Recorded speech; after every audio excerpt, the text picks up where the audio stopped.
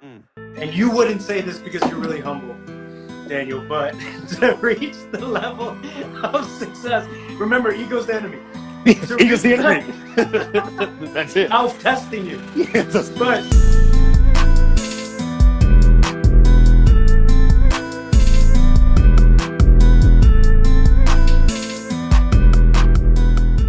hey, what's going on, everybody? This is Homies and Heroes Season 2, Episode 3, y'all. And I have another buddy of mine, a college friend of mine from back in the day in ORU, who is now a rock star, touring the world with a band that you may know called For King and Country.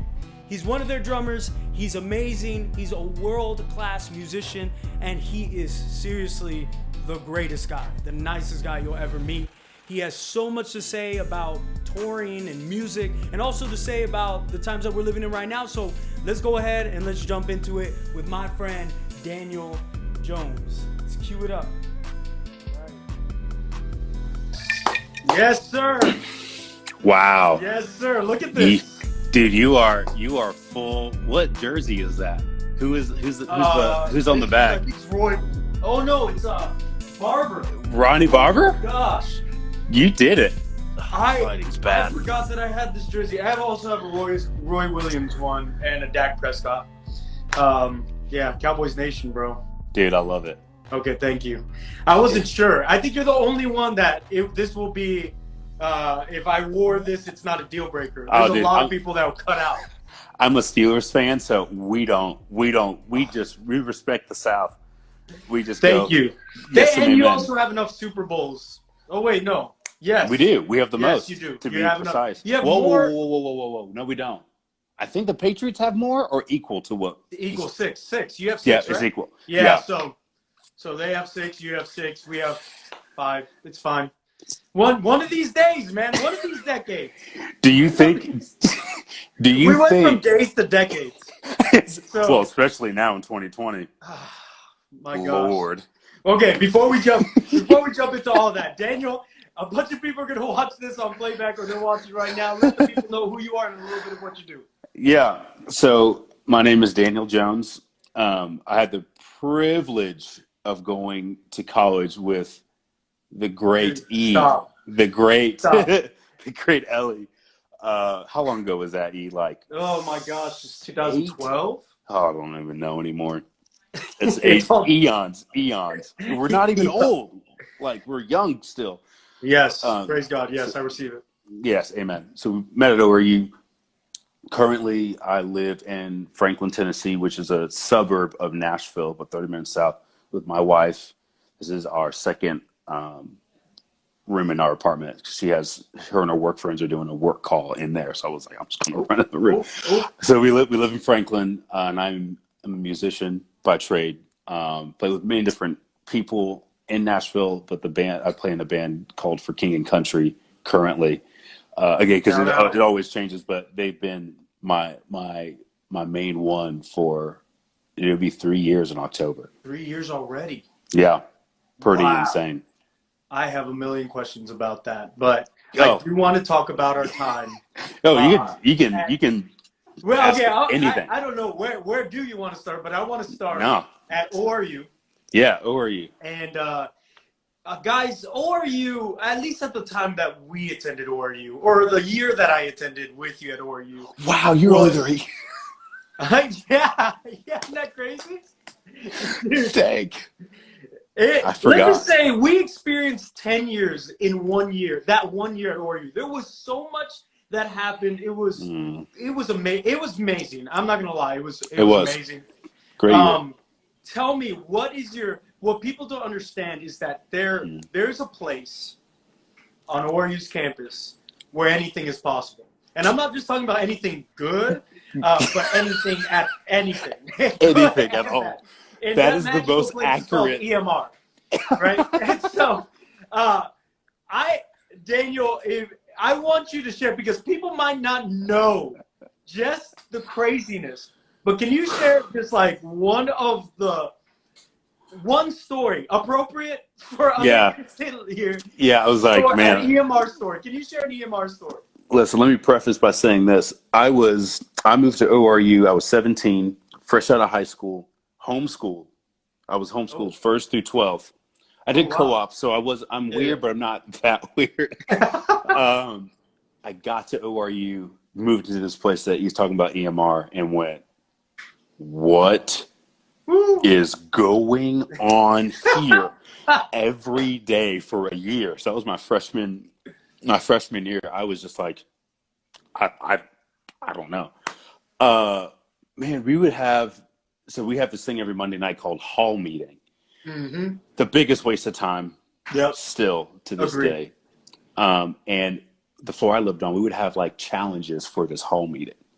Mm.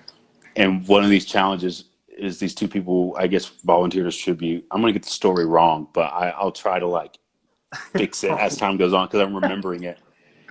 It was Michael Cole and Danny Howe that did this. They took like sugar packets and Alka-Seltzer or something and tried to eat as much as possible. It was something like that, something very suddy and sugary.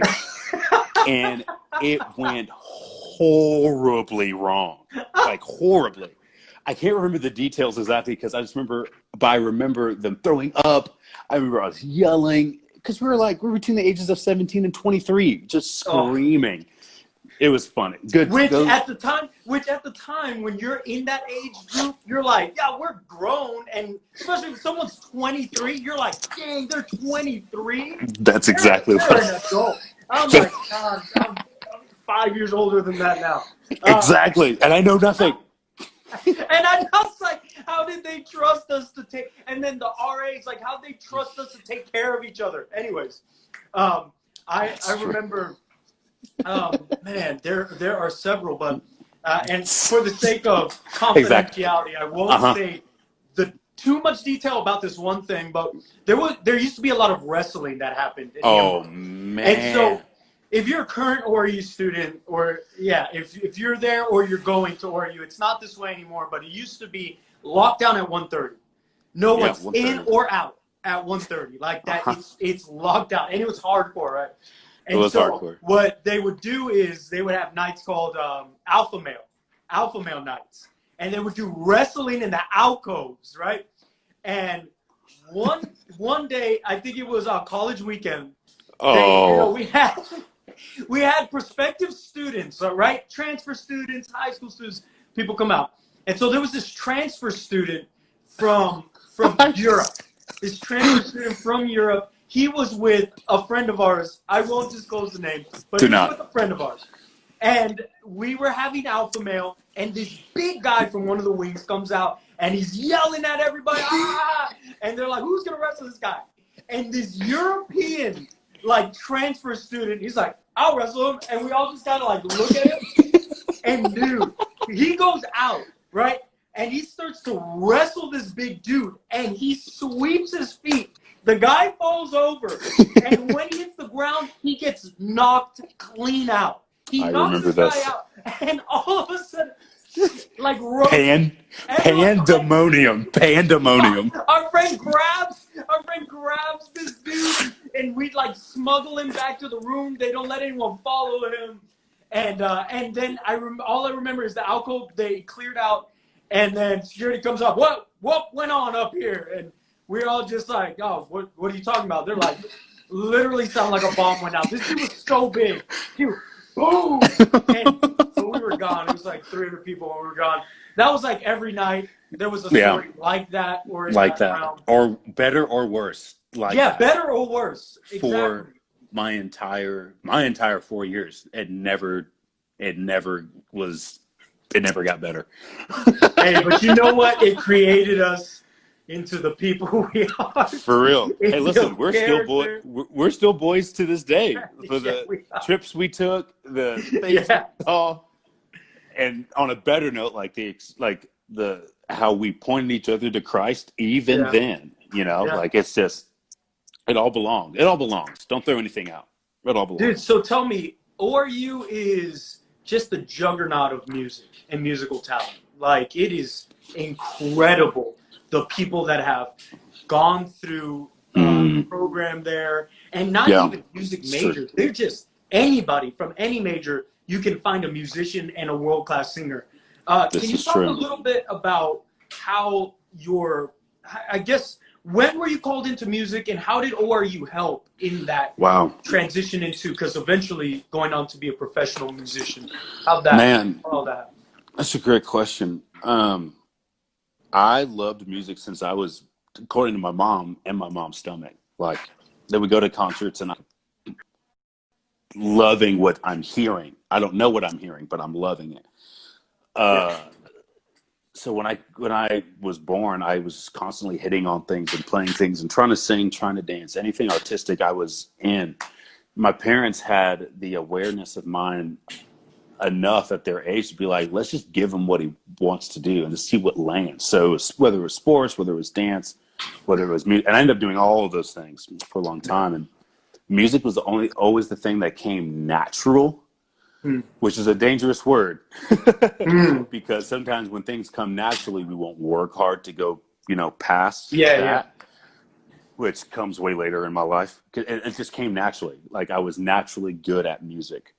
Then I got training in middle school and high school, elementary school through high school, and a lot of people from my hometown. So I grew up in Virginia Beach, Virginia, which from Nashville is 10.5 hours east. So it's literally in the middle between Nashville's in between my hometown and Tulsa, but I think it's very ironic. I haven't moved between that 800 mile, just kind of like that straight line. I've only lived boom over there and then on the center, which I'm fine with. There you go. A lot of people from my hometown 1 year just all went to ORU. And we grew up, where Virginia Beach is, it's a great beach town. It's a great place to raise a family, honestly. Yeah. Interesting people, but good people. And some bad, but that's everywhere. Yeah. So I'm like, we have the beach, the mountains are an hour away, the countryside's right there. Right. Why in the world are you leaving this place? I thought it's paradise. I'm 15. For sure, yeah. They all leave. It's like, it felt like 30 of them. It was probably like 10. And it just caught my attention. And then that's when they went through their financial scandal. So what they started doing, I don't know if you were around for this, because did your parents go to ORU? No, but I did an internship with a lot of people that did go to ORU. So I heard some history, but I didn't experience it. Yeah. So when that broke, they started doing like a tour around their heavy alumni areas. So they came to Virginia Beach, and I went with my family and my family's friends who were ORU alums. Yeah. And they just went, hey, we messed up. Here are our plans in place. Who we're going to, this mapped everything out. And at 15, 16, I went, that's tight. Yeah. That they would do that. It's pretty cool. So again, lots in the back of my mind, because in my mind I'm going, why would I leave the East Coast? It's paradise. That's also all I've known. Also very dangerous. But so in my mind, I wanted to be close to paradise. I want to be close to what was happening. There was a girl I was really into, all high school things. I'm like, I need to be close. I love my family. I was like, I'm not trying to go far away. Liberty University seemed like the greatest candidate for all this. Right. Went for a weekend called CFAW, College for a Weekend. Right. Had a great time. With my friends, we were all really great friends at the time. We just had a blast, all this stuff. And the girls were really pretty. This is important to note. The girls were really pretty. And I was 16 and I went, wow. I feel the Lord's calling me to Liberty University. Like every good high school student looking for a college. Absolutely. That was not the Lord. That was something else. I went with my mom too. So, and I was like, Mom, I think I tried to spiritualize this, right? Mom, I feel like I'm called to ORU. All the buzzwords that are real that can be abused poorly. That have been abused poorly, right? Yeah. She goes, well, she wasn't sold on Liberty at all. But she goes, okay, if you feel that way, great. But we already have ORU booked next month, so let's just go. And I'm like, no, cancel it. What are we doing? Like, let me just my spot. We end up going to ORU, and it literally blew my mind away. It rocked my socks off. That's when I actually heard the word of the Lord for the first time in my life. You're going to this college. Wow, it's only happened twice. Like my version of audible voice, because we all have different versions of that. Yeah. It's usually just like it's either gut or in my heart. Sometimes logic, but that was the first. We were playing with it. They were playing with everything. The Lord was like, "This is the spot." I'm getting emotional thinking about it because that was it. Yeah. A year later, went out for a scholarship program thing. Didn't get it, but I brought my dad and my brother with my mom this time, and they were like, "Hey, whatever we got to do to get you here, man, this is it." Come on. So fast forward another year, so 2 years from that experience during With Everything, encountering the Lord and seeing and hearing clearly, I move in 2010, and it was just everything changed. Yeah. So this is a long story. I apologize. No, go for it. This is awesome. I still so I majored in music technology, which is basically just sound design, sound engineering on every capacity. You can still be a player. You can produce. Like it was just kind of that thing. I got to ORU. I wasn't on the worship team when I got there. A buddy who's still a buddy of mine, he was just like, "Hey, our drummer dropped. Can you play?" And I had to go through this process, and then like I joined, and I had a chip on my shoulder because, I was really, and the sphere I was in Virginia, I was known pretty well. Excuse me, but what I did. Oh, excuse me. Sorry. This is the pre-dinner burps. Still waiting. My stomach's like, will you give us food or not? I'm going to remind you I'm here. like knock. Still down here. Yeah, so we're here. We're out here. I had a chip on my shoulder. So no one wants to admit that they have an ego and pride issue. No one. Right. Especially if you're told that you're humble all the time. Such was my case in this. So I thought because of the success I had from 10 till 17, that 18-year-old me can play on this chapel stage with these musicians I've never heard, with all this stuff. Right. I play. So what did I? It was a rehearsal, and it did not go well. And my buddy now, he wasn't a buddy then, Ryan Woods, he hopped on and he was like, "Hey, it should probably go like this." So kind, but just crushed it. And I went, I have so much to learn. Like actual humility happened. So when you ask, what did ORU do for my music? It started the centering of like my character. Wow. Huge. And moving to Nashville was that as well. The next level in that. But man, ORU was hey kid, you're not as good as you think you are. That's okay. The problem, which a pastor in Tulsa told me this right before I left, his name is Guile Smith. He goes, "Gifting without character will kill you." Whew. Gifting without character will kill you. So when I get to Tulsa, I had a lot of gifting, but because there were certain character traits that were not awoken yet, we're not given space to breathe and to grow. The evolution of this life in God, right? Right. It almost took me out. I'm thankful that I had the awareness of mind at 18 to be like, I need to be available to learn from these people who I know I can play better than them. That's what I said. So even I'm going to be available, but I can crush any of these people. Over time, all 4 years, that just got knocked down more and more and more and more and more and more until man, they would ask me to play. They would ask me to play. They're like, "Man, we love when you play. Like, it means a lot we love what you bring," affirming my gifting and my character and God in me. Right. And I got to a point with ORU where that didn't let my head swell. It did when I moved here because it was exactly how it was when I moved from Virginia to ORU. It was the same jump. But I'm thankful. So make us, as my buddy says, to make us a long story semi-long. It ORU and my relationship with them in music, it brought centeredness and humility and grounding. That if I didn't have that, I wouldn't be here. I wouldn't be married to this girl. I wouldn't have this job. Wow. Because it happened again. Like I joined for King and Country. I'm playing drums. I'm 25, fresh 25. I remember I played my third show with them on my 25th birthday, and I was crying my eyes out because I was just like, "It's happening! I can't believe it." And every night they're like, "Man, we're so glad you're here, but you're not doing this right, this right, this right, this right, this right, this right, this right. You got to fix this. I've never had a laundry list that long ever. And I've been playing for years at that point. And everyone's been like, "You're great. We love your heart. We love what you bring." Even at the churches in Nashville that I was playing with before I joined. So I felt the same. Oh, this doesn't end.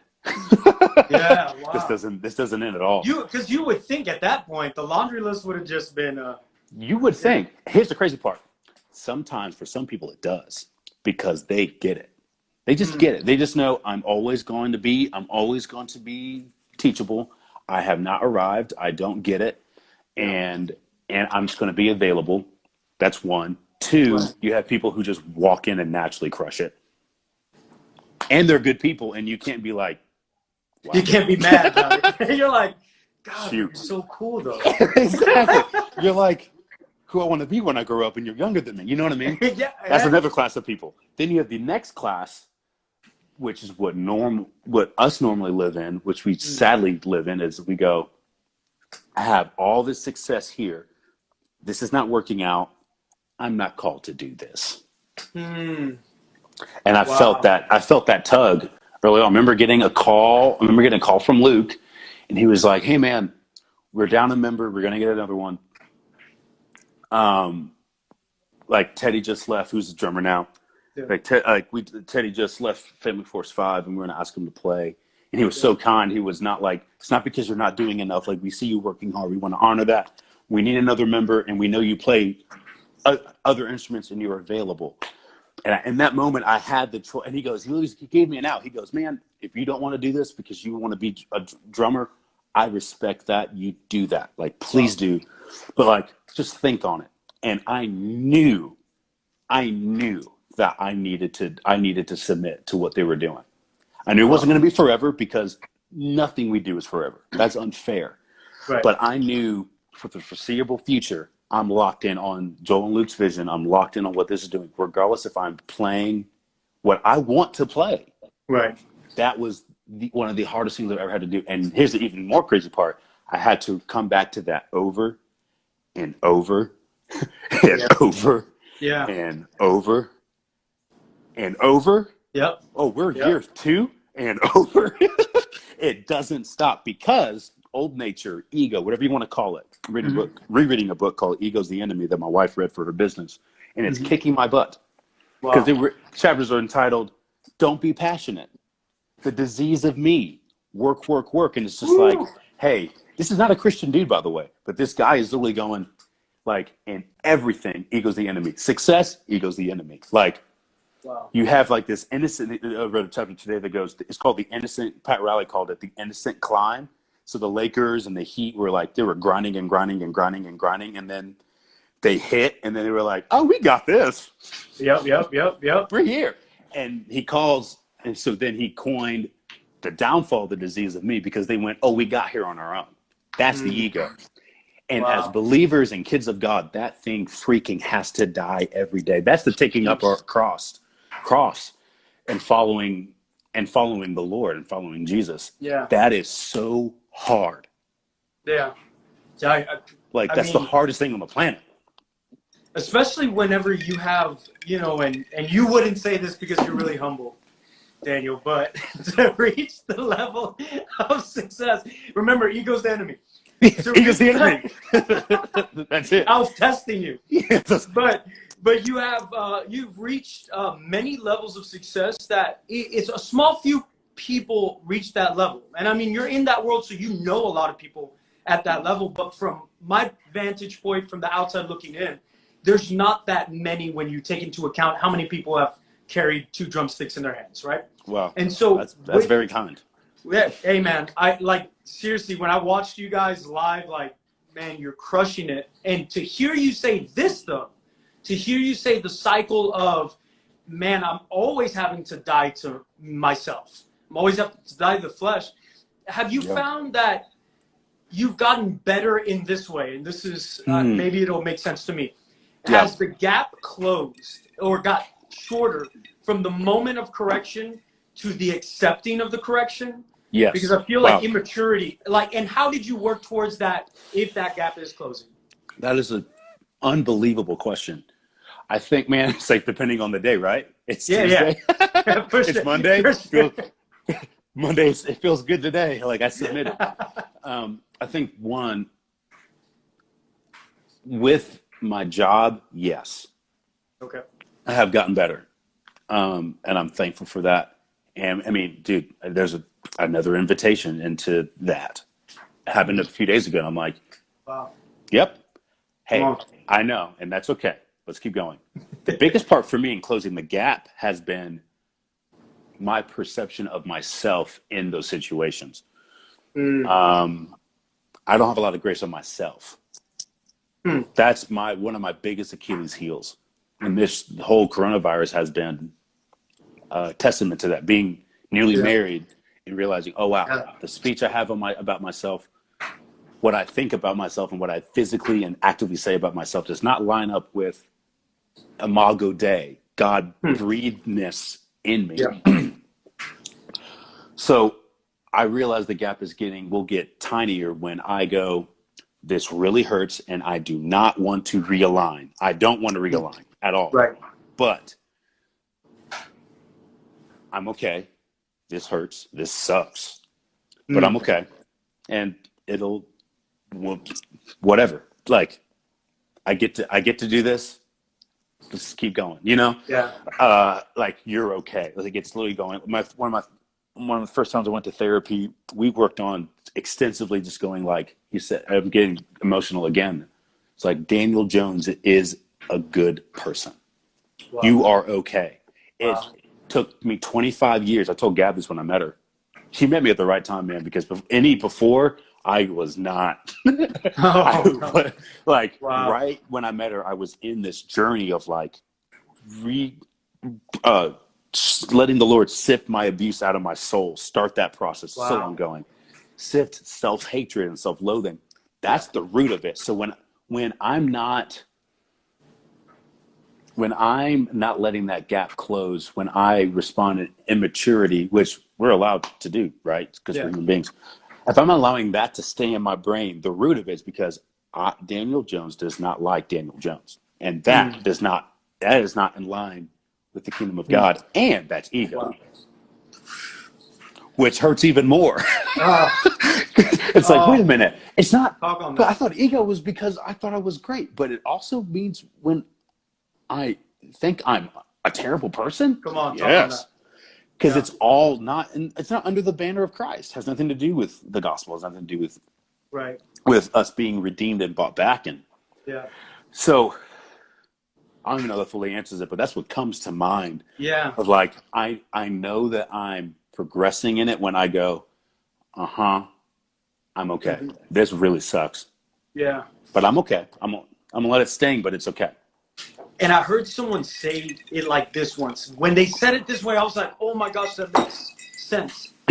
Pride is the power you give yourself to judge yourself. Wow. And that's why insecurity and ego go hand in hand. Because one says, I have the power to judge myself that I'm better than others. Wow. Or I have power to judge myself that I'm lesser than others. And both of those are power.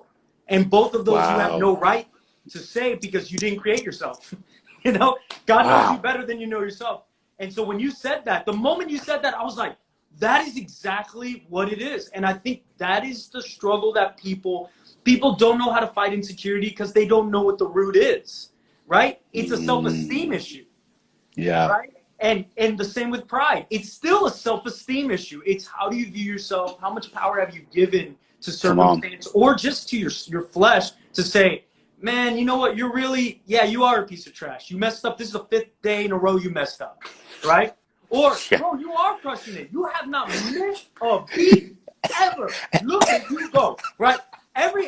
Both of those are deadly dangerous to anyone. Wow. And so when I think about all of that, has it, because I would assume being on those large stages in front of tens of thousands of people, has that contributed to the fight? Is it less of a non-factor, more of a non-factor than you would think? What would surprise me as a person that doesn't tour like that? What would surprise you about stage?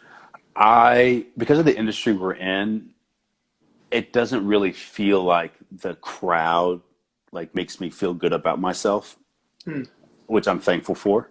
Yeah. If I was in, like, I have friends in bands that like it's all about that, and it's like they have to deal with that worship often. So I'm grateful that's not something I have to work through. What I have to work through is old friends, acquaintances who look at my highlights on Instagram that I choose or choose not to post, and or oh, I heard you did this. I heard you did this. Like, you must be doing really well. It's like, well, I'm kind of dying inside. So, wow. Hey, You know dude, what that's I mean? real. That's real talk. That's the hardest. The hardest is when other people that I've like known for years are like, oh, damn, he must be doing great. Like, he must be doing all right. Which on the surface, yeah, and usually yes. But there are those occasions where I'm just like, yeah, I'm not well. Or they think like, oh, he's doing this, he's on this platform, he's playing. Even buddies in other bands, they're like, man, you're playing in front of like, on average, 8,000 to 9,000 people a night in arenas. That must be so cool. Like, you must have had it made. And it's like, yeah, I miss my wife, miss my friends. You know, like, Did that surprise you? Yeah, it did. Or did you kind of know that No, it surprised you? I had a bunch of people tell me, I never played. So there's a big arena in Nashville where hockey is played, where Ariana Grande and Harry Styles play. Justin Bieber plays in the football stadium because he's that good. But so it's the tier under that. We played a version of something in that arena, and it was in Nashville, and it was like my year. I don't know. It was December of 17, and I moved in 16. Yeah. So it's like a year and some change, and I again bawling my eyes out because I'm like, this is a gift. All of this is a gift, Lord. Like, I don't deserve any of this. And I was telling a mentor and a good friend and basically like a big brother, he married my wife and I.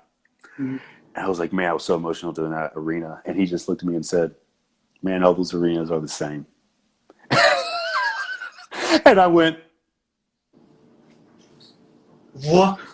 How dare you say that? And bro, listen, that is not discount my moment. He wasn't trying to discount my moment. Right. Because I know him.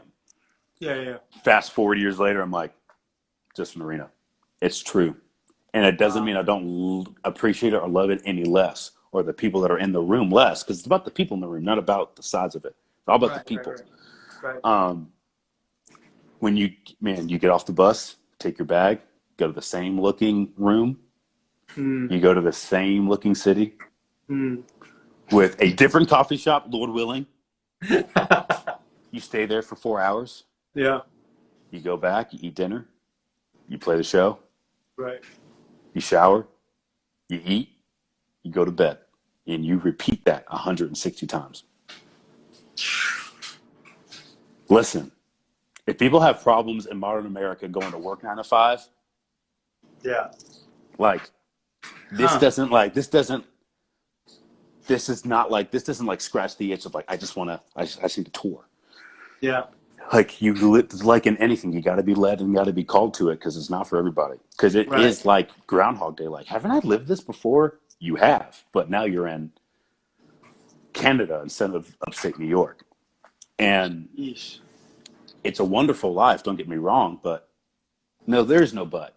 And both, because life is a bunch of paradoxes and duality, right? Something that we're finding in current times, especially with racial things, with government things, with sex trafficking, you name it. We can't get past two things being true at the same time. Come on. Talk about it. We are unavailable for it, which is another form of ego. Never mind. Woo! But Well, I know the theme of this episode now. You have set the theme. We're helping somebody out. There are people staying on here. This is therapy for somebody out there. listen, as I'm talking, I'm being healed because it's been a ride for me these last few months. I bet. So I love what I get to do, and I'm thankful. We've been getting back on the road, doing these drive-in shows, social distance, masks, the whole bit, and it's been very good.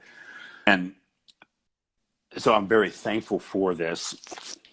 And at the same time, I can go, wow, this is not what I thought it was going to be. Yeah. You ask any road dog who's been doing the road for more than 5 years, they go, it's not what you thought, right? And they go, yeah, it's not. That doesn't mean it's bad. Doesn't mean you need to change professions. That doesn't mean that like you're doing the wrong thing, or doesn't mean you're with the wrong crew. Doesn't mean any of that. It sometimes does. So listen, lean in. Yeah. But man, it's just man, Adam and Eve did their thing in the garden, and one of the things the Lord said was like, work is going to be hard. Yeah. This is still work. Yeah. I'm away from my wife, my best friend. It's not fun when we're not connected. I got to come. I have to come home and learn how to reconnect with my wife because I've been gone for 2 months. Yep. That's not easy. I can't know.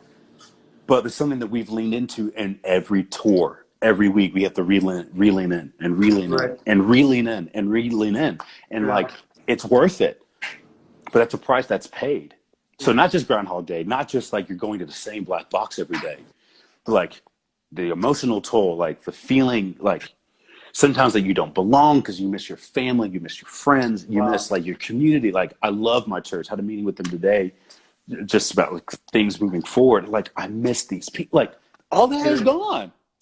So come on, come all the time. Like I want to do what you're doing. I'm like, do you know what I do? If you're taking something, you're giving something else away. Right. Are you available to do that every day? And still mature in Christ's likeness and allow the road life to make you mature in Christ's likeness. That's what counts, because that's what you're going to be remembered for. The guys I looked up to on the road that have been doing this, been crushing this for years, some who I've interviewed on the same platform. They have all this another common thread besides them being great dudes and great girls. The other common thread has been they've allowed themselves to be refined and teachable. Always. Yeah. These are guys with kids, with wives or no kids, that have other ventures that they just allow the road and life to be like, I will allow myself, I'm available to be refined by this. Yeah. And they never stop learning. These are guys that have been on the road for decades. I have a buddy who, his dad is a massive Christian artist, and he grew up playing drums for him. And he has his own band that they're doing really great. And this conversation hasn't gone away. He's still just like, man, I love what I'm doing. We're doing the thing, but like, I still have to be refined. And it's like, it doesn't go away. That was a very long, I don't even know where I landed on it. But dude, I think you landed on a lot of different things. I'll just say that again. And I'm like, oh, okay, that answers that. Okay, that, because I really do think this is, you can't answer everything in one shot. This is such a broad conversation because ultimately when we talk about calling and when we talk about, seeing someone operate in something you feel called to.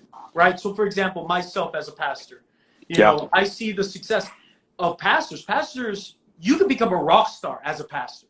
A rock star. Literally, right? We don't have time to go there. We don't have time. We don't have time to go there.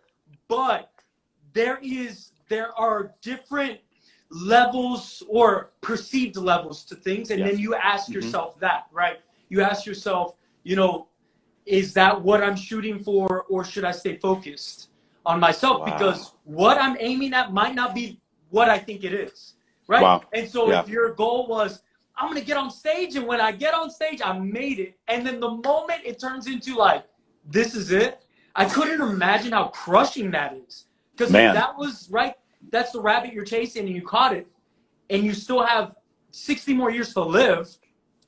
Man. How lost in that moment, right? And I think that's what I'm trying to sum up everything I heard you say, is that we tend to glorify the things that aren't actually life-giving, right? The life-giving stuff is the day-to-day stuff. And it's am I growing today? That's life. This is going to sound really bleak. I don't want to say it this way. And everyone, just know my intention of saying this. But I heard it said, this might not be biological or scientific, but I'll take it for what we're talking about. You say that the moment that you stop growing, like your bones and like your body stops maturing, is the moment your body starts dying. Yep. Like you're on your incline and you're growing in puberty, and you finally, and that moment you go there, the decline is slower than your incline, but you're starting to decline. Yep. And you're exiting, right, that growth. And I think that oftentimes we kind of get to what we perceive as a level of success and we stop growing. And that begins the death. That begins the descent. If we choose, in this moment right here, if you choose to say, well, I'm good, that's the slow descent. It's the slow descent into death of your career, death of whatever you're trying to pursue. And man, what I appreciate about you is one conversation we had when you toured through San Antonio. Which was a great day, by the way. It was. We had a great time. I loved that day. I remember it like it was yesterday. We went to the river walk. We went to two coffee spots. It was good. It was great. It was a good day. And when we were there, man, you definitely spoke. You spoke to that. You're like, man, there is a difference between playing for a church and playing professionally. There are levels to that. And I could not imagine, like, you would not, if you're not teachable, there's no way a worship drummer can just step into a touring position for one of these bands if they're not willing to be. And especially, like you said, I was in worship for a little bit. Worship, and this is a whole other conversation too. You talk about ego trips. Worship has that tendency. You there, Captain? I was gonna say we've both been in that space. You know, that's probably the only space I could relate in terms of music, because I'm a pastor's kid. So, good or not, I was on the stage, right? Yeah. So I get the give and take of that, man. And I think that you can exist in a place where you're like, hey, man, I'm grateful that you've given me this opportunity, and I am crushing it. But also, at the same time, I'm crushing it. God, I welcome all correction. It's the duality of it, right? The dualism. Always. You spoke to this, and I'll let this be kind of the culmination of our talk. But, man, you've been so active in speaking to the times culturally. I have not shied away myself, but, man, you have been even more consistent. You've said so many on-point things. You've gone out of your way as an influencer. I know saying that word like influencer. But having influence, being on a stage, being in the public eye, people following you, and you haven't held back, man. You've been so transparent. How have you felt through all of this? I mean, now we've had a month and some change since George Floyd, and then you have 2 weeks before that, Ahmaud Arbery, then Breonna Taylor in between that. Honestly, this has been forever. Quarantine has helped people hyper-focus. We're going to talk about duality. We've gotten a glimpse of what happens when everyone's chips are pushed to the middle. How have you, as a black man in America, how have you navigated this with not just being a black man in America, but people looking at you? And I'm sure people texting you and calling you. How have you navigated that? Because that's tricky as well in your position. Yeah. Man, and I FaceTimed my aunt about this last week, because she's just like, there's two types of people that reach out to her. There are people that want to push their opinion onto her, and she's like, I ain't got time for that. She's from the north. She's like, I ain't got time for that. They can do whatever they want. Yeah. And there are people who are like, again, that teachable spirit that someone just wrote in the comments. Like, I had some of my best friends literally text me going, I have been fighting the term Black Lives Matter forever, but today I get it. I'm sorry it took me this long. What do I do? Like, teach me. And when just for everyone on here will know, when we say Black Lives Matter, it's just like saying I eat food. Mm. I'm not trying to push a political agenda. I'm not trying to push blah blah Right. blah blah blah blah blah blah. That Yeah. Carlin said it the best. It's just like it's just stating a fact. Right. Like if a Latino is brought down, Latino lives matter. You know what I mean? Right. That is as believers, we have to be able to say that without fear of political affiliation, because we don't live in our society can't hold. So for me, it's been a healing I didn't know I needed, for people to be like, hey man, what do I do? And I'm like, I don't know what to do either. So let's figure it out together. Wow. Like, dude, my church, I talked about my church earlier, a pastor on our church, she's an elder as well. She came to me, she was just like, well, we were going to talk about race anyway, but like, what do we do?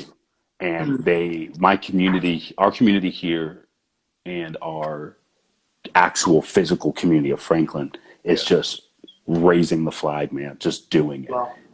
Doing it messy, figuring it out. Like we have to change language. You got to change course. Got to do this. But like they're having the conversation. So now racial reconciliation is a part of our church. Is called Journey. It's a part of Journey's culture. Like it's a part of the DNA. Yeah. And what church did that?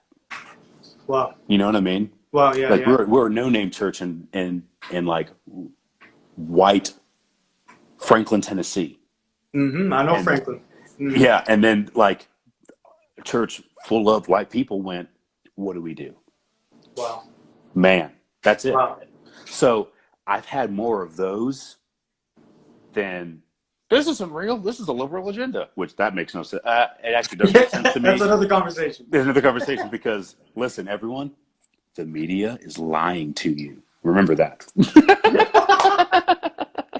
FYI, if you didn't know, If you didn't know, this time, CNN, Fox, and they don't care about you. They want to make their money. Remember that. Yep.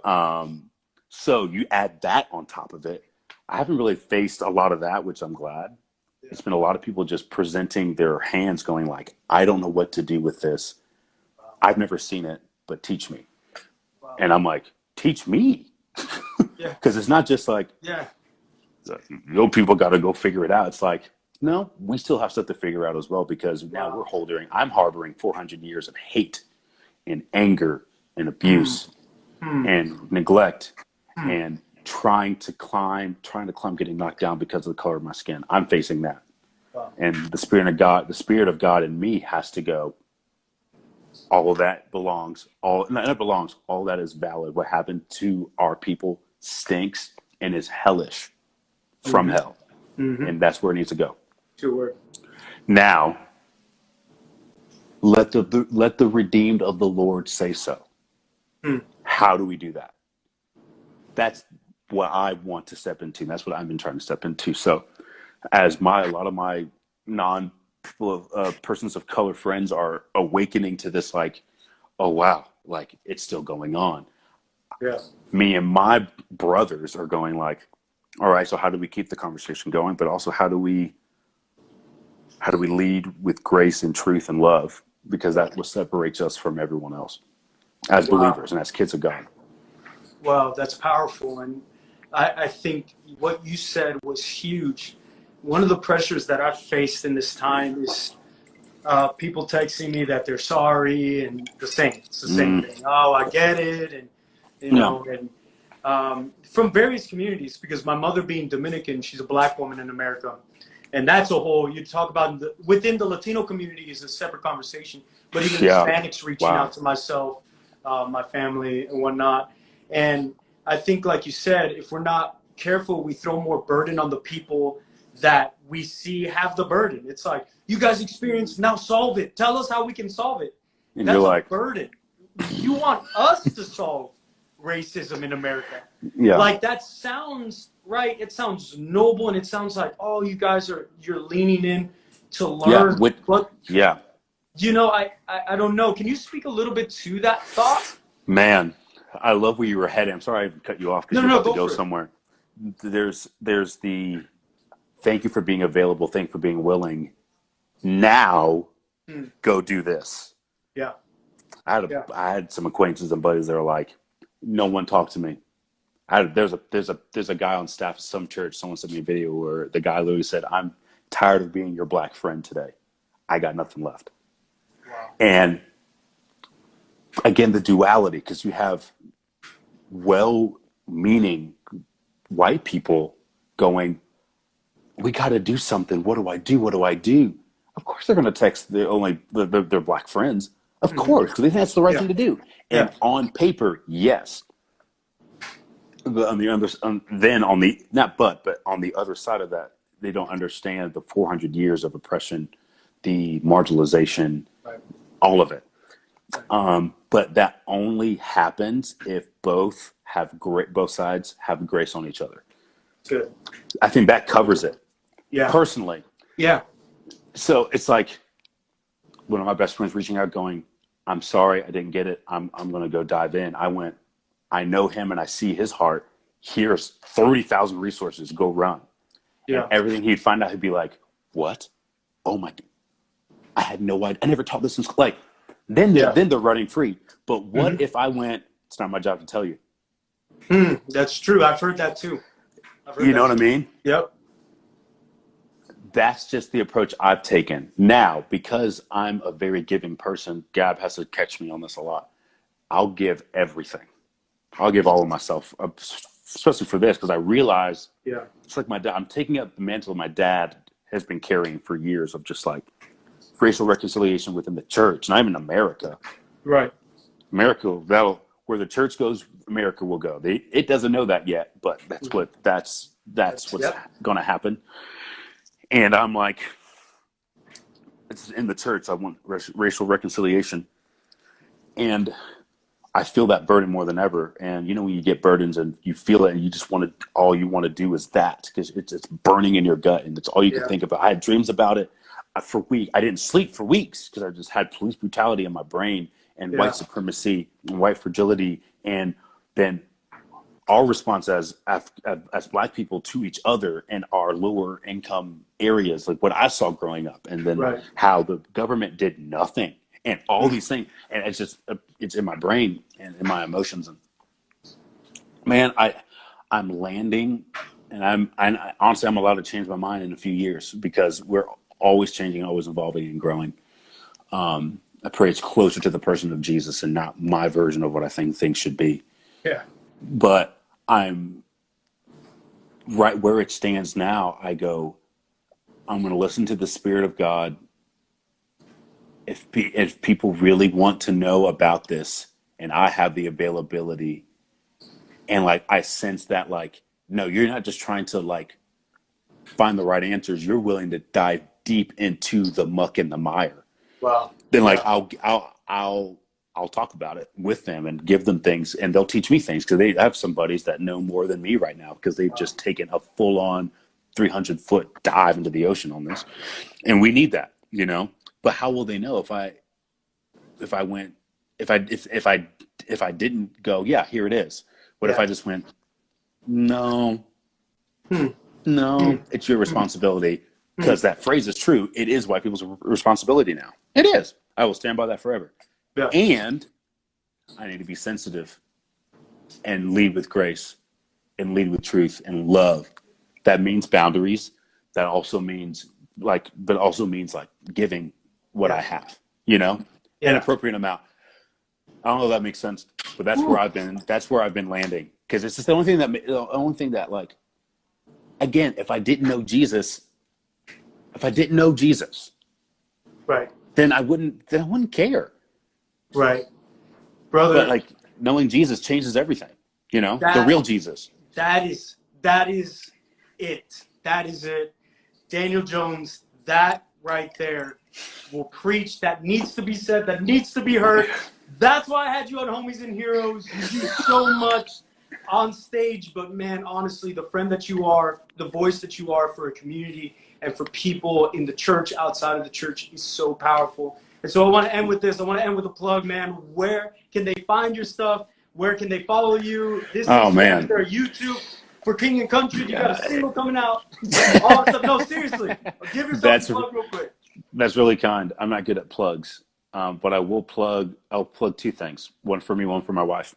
For me, man, if you just want to follow along on my journey, feel free. If you don't, that's fine.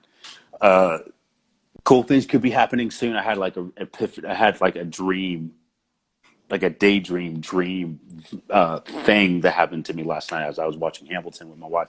And I'm going to just stay tuned to what that'll be because I don't know what it is yet. I'm just kind of chasing it down. So that's one.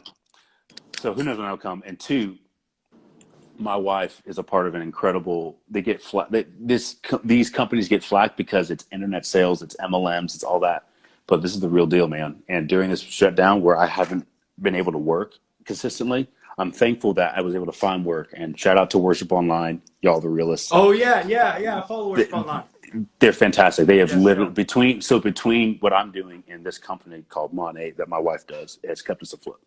Like these places get smacked on all the time, like it's not real or it makes my hair fall out and my skin crawl, all this stuff. No. Dude, these products rule. My hair looks good because of these products. Go on. And she's been selling her behind off for a year and change. So if you're having hair problems, go follow my wife at Mrs. Gabriella Jones. Do it. You won't regret it. There you go. Go make it happen. Those are my two plugs. Man, appreciate you, bro. Obviously, I have to have you back, man. There's so much. God, this was so good. But man, be blessed. Thank you for hopping on. You too, brother. And hopefully we'll hop on again soon. Yeah, man. Big love for you. Take care. Take care. Peace. Grace and peace. Guys, that was my friend Daniel Jones. He is a great friend. Before he is anything else, he's a great friend. Such a great friend. Well, my time at ORU, and God has blessed him. He has such a great spirit about him. And that's why God has placed him where he's placed him. Want to remind you, I have YouTube and podcast links in my bio to see all of this and all the other episodes. Go to my link in bio. You can see them there on my YouTube channel and on my podcast. This too will be out soon. Be blessed and have a fantastic Monday night.